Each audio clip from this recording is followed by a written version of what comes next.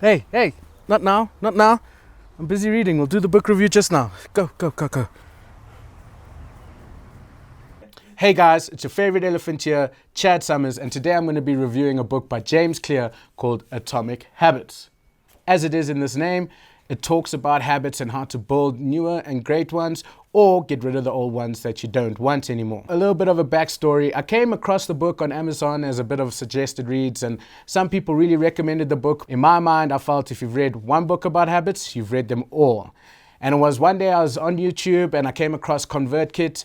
There was a video and it was by James Clear where he talks about getting better 1% every day. So I checked it out and I knew after watching that video, this is a book I have to read and I had to get my hands on it. So moving on to the actual review. What I like about the book is the author references personal stories as well as scientific research and even goes into other books he read about habits, and he talks about that too. The book focuses on micro habits and their repetitions. Why is this important? The author James Clear talks about how changing the small things in our everyday lives is what really creates results. Again, getting 1% better every day. It all boils down to implementation intentions.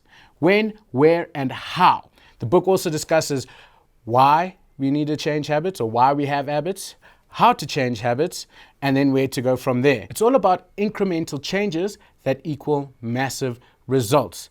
Every time you have an action, it's a vote to who you want to become. And that bases around your identity. In this book, he deals with 3 levels of identity change.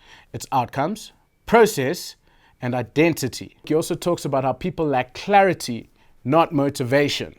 So we go into a saying that he has that really struck a chord with me.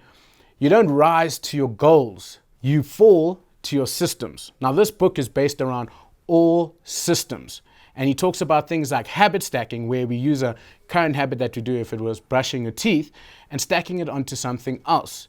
So by doing that, you start creating a habitual momentum within your habits, and it makes it easier to accomplish that habit. So for example, if I was brushing my teeth, I would want to floss after. So I use brushing my teeth as the initiative to complete the second one. And that habit coupling is what makes habits easier. There are 4 stages to habit formation, or it's what's known as a habit loop.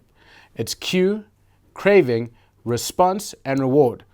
Now how we get around this is we make it obvious, we make it attractive, we make it easy, and we make it satisfying. And James Clear discusses how these 4 simple things is what helps to build these micro habits and ultimately change you. So if you can have the consistency to do the repetitions, that's when you're going to start seeing the transformative results. The book also talks about how our habits are also based around our environments. So if you're around people that eat unhealthily, naturally you'll eat unhealthily too. So it's about choosing your environments and selecting the individual or the identity that you want to achieve, and by making that possible. Because the least resistance you have towards your habit change, the better it will be. And he also delves into talking and having resistance against the bad habits that you don't want to have anymore. By doing this, he also says you need to make it obvious. You need to make it visual. So draw yourself a graph. Use a calendar. If your goal is to go to gym every day, then use a calendar and mark off the days you do go. There has to be some sort of way that you track your data. Now, this isn't something to make you feel negative about it, but actually quite the opposite. It's about turning it into something positive, because if you miss a day, that's okay. It's sometimes you can't do anything about it.